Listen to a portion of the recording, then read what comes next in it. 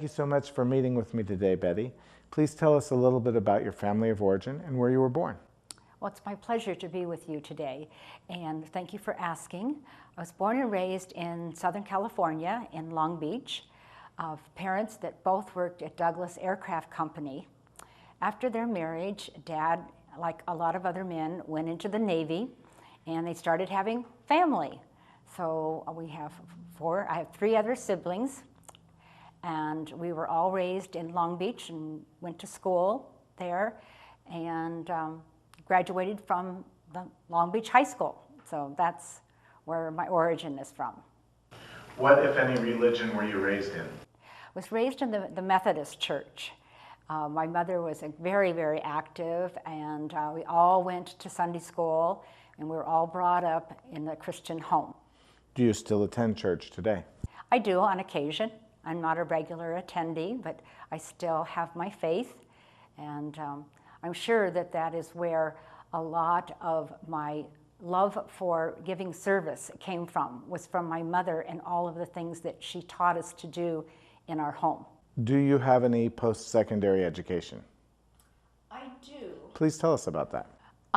But it took me a long time to get it. I graduated from high school, and like many aspiring women, wanted to get married and have a family, so that's what I did first. And I didn't go back and get my degree until both of my children were in college, and I was able to go back on a program through my employer and get my degree there. And my degree is in business management. I was the first of our family, first and only of our family to get my degree. I know my dad really wanted me to do that, and he told me that so many times, and so I made sure that he was invited to the graduation. That was specifically why I went to graduation, was so that he could see it. Have you used your degree in any of your employment? Oh, all of it. Yes, yes. The positions you held required a bachelor's degree. Didn't require it, but it was advantageous to have it, and it did help me to advance. One of the things that I'm very proud of is that at Douglas Aircraft Company, now Boeing, I was the first female assistant foreman in the shop areas, and did receive a Woman of Achievement award along the way. Please tell us, what is laughter yoga? Oh, laughter yoga is so much fun. It was started in India by a Dr. Katarian and his wife. And he is a medical doctor and she is a yoga teacher. And they got together and talked about how their patients, his patients, weren't laughing very well, and her yoga students weren't breathing very well. And they started this club, a laughter club, and they would tell jokes and laugh, and people had a good time. But then they decided that telling jokes wasn't really the best thing to do, because they can be subjective to what's funny or not funny. So the best thing to do would be just to laugh for no reason. And so what you do is, it's a class, usually in a circle or a group of people, and you do simple yoga stretches. And they can be done in a chair or not, so you don't have to put your leg around your back of your neck or anything like that. They're just simple yoga stretches, but opening up the lungs and the abdomen for better breathing. And then you do simple little exercises that have people laugh for no reason. And then you clap also. There is a specific rhythm with which you clap. And what it does is it contacts all of the acupressure points in the body. So by clapping in a specific rhythm, you are then energizing the whole body. And when you do an hour of laughter yoga, you have really gotten a very good cardio workout, as well as for your core. That's a good word today, core. And so it's a lot of fun, and everybody loves it that comes and does it with us. I have a co-partner, and we teach it together. We also teach at some adult daycares. We go out and we give service that way, because as many of you might know, seniors that are living alone or in a nursing home, they thrive, or they're starved for the touch of someone. And just touching each other, clapping or singing along together or laughing together, they get so much enjoyment out of just being there and involved in that. And so we donate our time for that. We don't charge for that. Please tell us what's so important and special about Make-A-Wish Foundation. I love Make-A-Wish. It is my passion because our mission is to provide hope, strength, and joy to children 2.5 to 18 who have life-threatening conditions. And in order to do that, you get to meet the most wonderful families, the most wonderful children who are going through the most excruciating time in their life, and they are just a joy. What work do you do for Make-A-Wish? I do anything. I do anything that they need to be done, but predominantly I'm what we call a wish granter.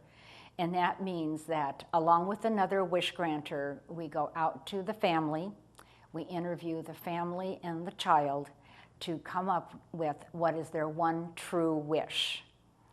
And we ask them questions about, if you could meet anybody, who would you want to meet? And they'll tell us. And it might be that they want to meet Celine Dion. Or if you want to be somebody, if you could be somebody, who would you want to be? And one of my favorites is Orion, and he wanted to be a policeman.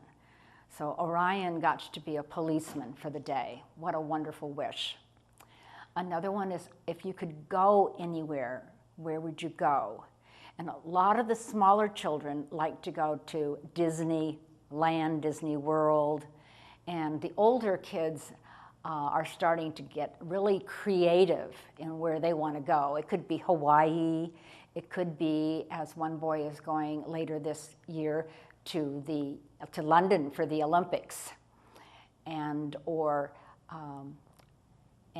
if you wanted to have something, if you want to have a backyard playhouse, or you want to have your 1967 Mustang restored, which was a recent one, which was also fabulous.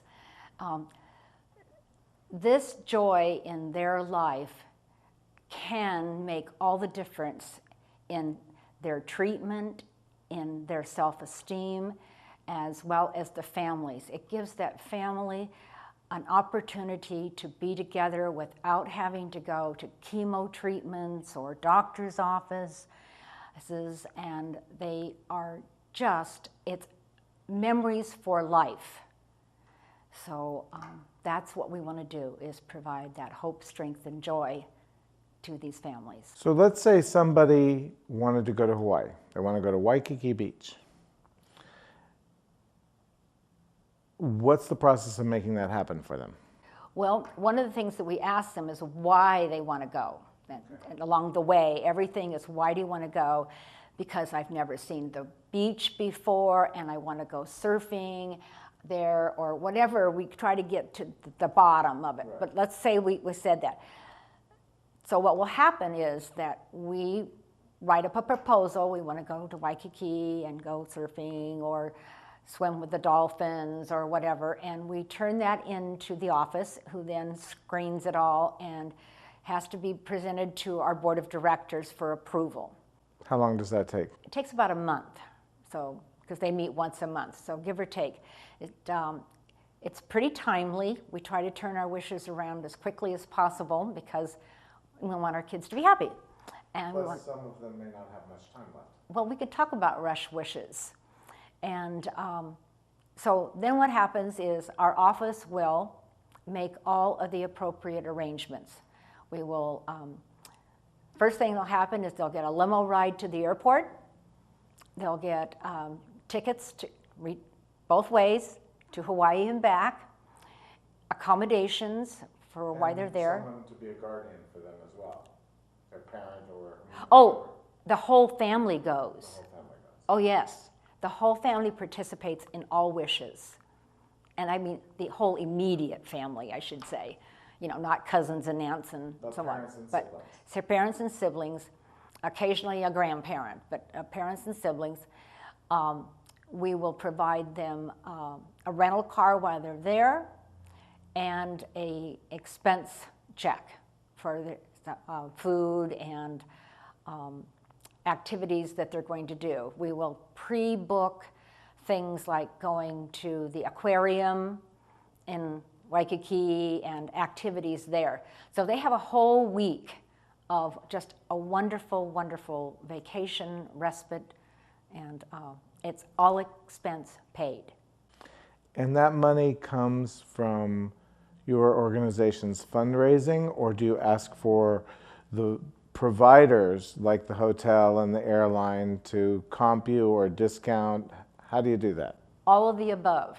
So we have fundraising. Our biggest fundraiser of the year is our 5K walk run, which is the Saturday before the Super Bowl.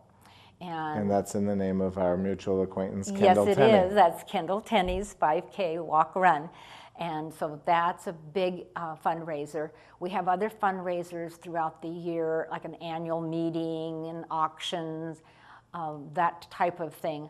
We also have people that donate a lot. We have some large contributors that contribute to several wishes a year. An average wish is around $5,000 or $6,000. So it's something that someone of means could do if they wanted absolutely. to. And sometimes people will donate in the memory of their deceased husband or father and grant a wish. And what a great thing to do. Also, you're right on that we do ask for contributions of discounts or in-kind donations. I do it all the time, even if it's as simple as asking Albertsons to donate a cake for the birthday. Well, it wouldn't be a birthday, but it would be more like the wish celebration. So if the wish were to go to the beach and you took them to Santa Cruz, California, for instance, you might ask the Albertsons in Santa Cruz, California to donate a cake. Right.